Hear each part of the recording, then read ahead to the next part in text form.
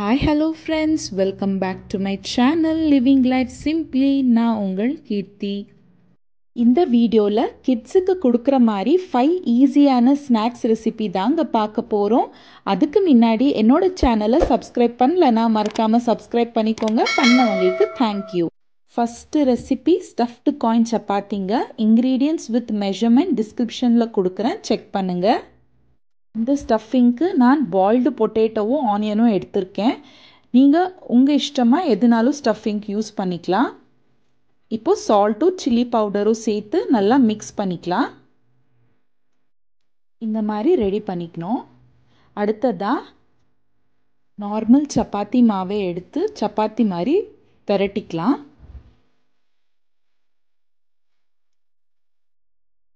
அதுக்கப்புறம் மேலே கீ தடவிட்டு நம்ம ரெடி பண்ணி வச்சுருக்க ஸ்டஃபிங்கை இந்த மாதிரி ஃப்ரண்ட்டில் வச்சுட்டு அதை நல்லா ரோல் பண்ணிக்கணும். இந்த மாதிரி ரோல் பண்ணியிருந்த நைஃப் வச்சு கட் பண்ணிக்கலாம்.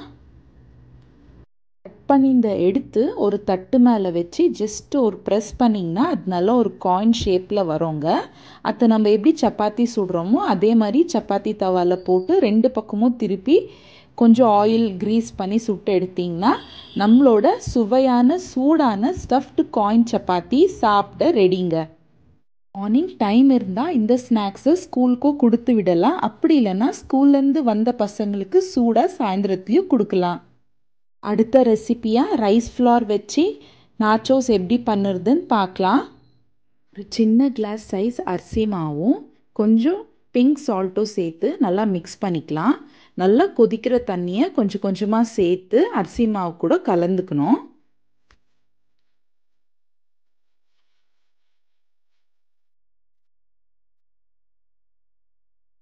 நல்லா மாவை கையில் பிணைஞ்சி வச்சுக்கலாங்க. அடுத்ததாக மாவை ஒரு பட்டர் பேப்பர் மேலே நல்லா ஆயில் க்ரீஸ் பண்ணிட்டு சப்பாத்தி எப்படி தேய்க்கிறோமோ அதே மாதிரி தேய்ச்சி எடுத்துக்கலாம். ரொம்ப மோட்டாக பண்ணிடாதீங்க. சைட்ஸ் இப்படி இருந்தாலும் பரவாயில்ல, அதை நம்ம கட் பண்ணி எடுத்துட போகிறோம். ஃபோர்க் வச்சு நல்லா எல்லா சைடும் ப்ரிக் பண்ணிக்கணும். அதுக்கப்புறம் நைஃப் வச்சு ட்ரையாங்கிள் ஷேப்பில் கட் பண்ணி எடுத்துக்கலாம்.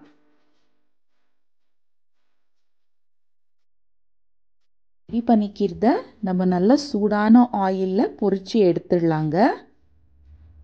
இது ரொம்ப டார்க் கோல்டன் ப்ரௌன் வராதுங்க. அரிசி மாவுன்றதுனால லைட் கோல்டன் ப்ரௌன் தான் வரும். நல்லா கிறிஸ்பி ஆன உடனே எடுத்துடலாம்.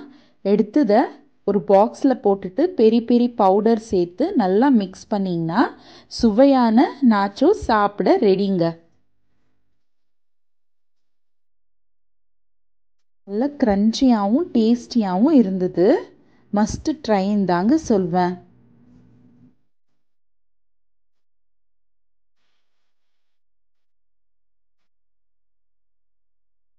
நாச்சோஸ் கூடவே ட்ரை ஃப்ரூட் பைட்ஸும் சேர்த்து தாங்க கொடுத்துருந்தேன். அதோட ரெசிபி லிங்க் வேணும்னா டிஸ்கிரிப்ஷனில் கொடுக்குறேன், செக் பண்ணிக்கோங்க.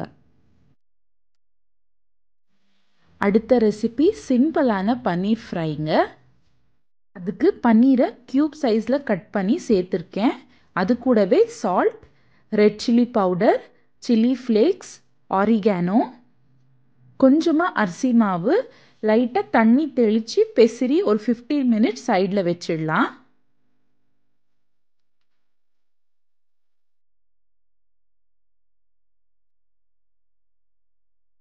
அடுத்ததாக பேனில் ஆயில் சேர்த்துக்கலாம்.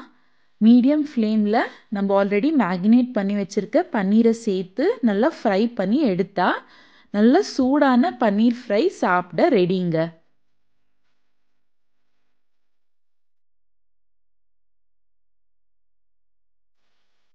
இது என் பையனோட ரொம்ப ஃபேவரட்டான ஸ்நாக்ஸ் ரெசிபின்னே சொல்லாங்க. கண்டிப்பாக ட்ரை பண்ணுங்க, உங்கள் பசங்களுக்கும் பிடிக்கும். கிட்ஸ் ஸ்நாக்ஸ் பாக்ஸ்ன்னு சொல்லிட்டு நம்ம கேக் பண்ணாமல் இருந்தால் எப்படிங்க? நம்ம நெக்ஸ்ட் பார்க்க போகிற recipe mini choco cake. Without egg, oven and maida எப்படி செய்யறதுன்னு பார்க்கலாம். அதுக்கு ஒரு 1/2 கப் பவுடர்ட் சுகரும் ஒரு 1 கப் மில்க் எடுத்திருக்கேங்க. எல்லா மெஷர்மெண்ட்ஸ்க்கும் ஒரே கப் சைஸ் வச்சு தாங்க யூஸ் பண்ணணும். அப்போ தான் கேக் நல்லா வரும், இல்லைனா டேஸ்ட் மாறிடும்.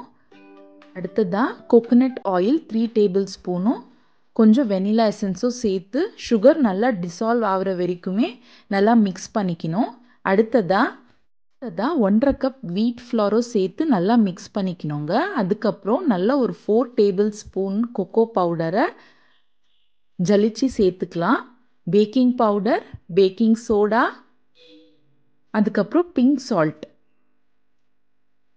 ஒரு ஹாஃப் லெமன் ஜூஸும் தேவைன்னா கொஞ்சம் தண்ணி இல்லைன்னா பால் ரொம்ப திக்காக இருந்தால் சேர்த்து நல்லா மிக்ஸ் பண்ணிக்கணுங்க.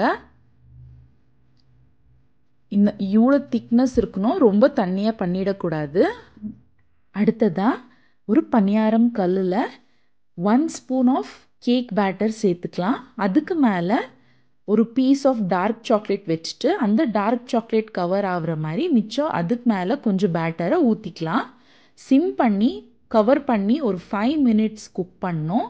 மறுபடியும் அதை ஃப்ளிப் பண்ணிவிட்டு இன்னொரு பக்கமாக இன்னொரு 5 மினிட்ஸ் கவர் பண்ணாமே குக் பண்ணுங்கள். இப்போ நம்மளோட மினி சாக்கோ கேக் சாப்பிட ரெடிங்க. பசங்களுக்கு ரொம்பவே பிடிக்கும், கண்டிப்பாக ட்ரை பண்ணுங்க. உள்ள நல்லா சாஃப்டாக மாய்ஸ்டாக இந்த மாதிரி க்ரீமியாக ரொம்பவே நல்லா இருக்குங்க. நல்ல ஸ்வீட்டான மினி சாக்கோ கேக் சாப்பிட ரெடிங்க. அடுத்த ரெசிபியாக பிரெட் பீஸா, வாங்க எப்படி செய்யறதுன்னு பார்க்கலாம். அதுக்கு ஒரு பிரெட்டை ரவுண்ட் ஷேப்பில் கட் பண்ணிக்கலாம். கூடவே ஒரு கப்பில் கெச்சப்பும் சில்லி ஃப்ளேக்ஸ் ஆரிகானோ சேர்த்து நல்லா மிக்ஸ் பண்ணிக்கலாம். அதை மேலே ஒரு பேஸ் ஆட்டோ தடவிக்கலாம். உங்ககிட்ட பீஸா சாஸ் இருந்தால் டைரெக்டாகவே சேர்த்துக்கலாம்.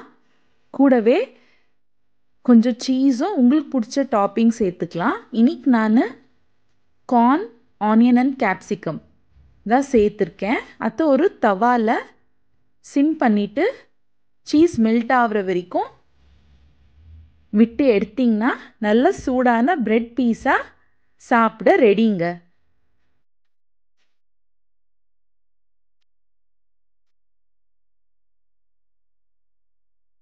I hope you like this recipe video. அதுவும் கிட்ஸுக்கு இந்த ஸ்நாக்ஸ் ரெசிபி ரொம்பவே பிடிக்கும்னு நம்புகிறேன். இந்த வீடியோ பிடிச்சா மறக்காமல் என்னோட சேனலுக்கு ஒரு லைக், கமெண்ட் அண்ட் சப்ஸ்கிரைப் பண்ணிடுங்க. பிடிச்சா ஃப்ரெண்ட்ஸ் அண்ட் ஃபேமிலிக்கு மறக்காமல் ஷேர் பண்ணிக்கோங்க. தேங்க்யூ.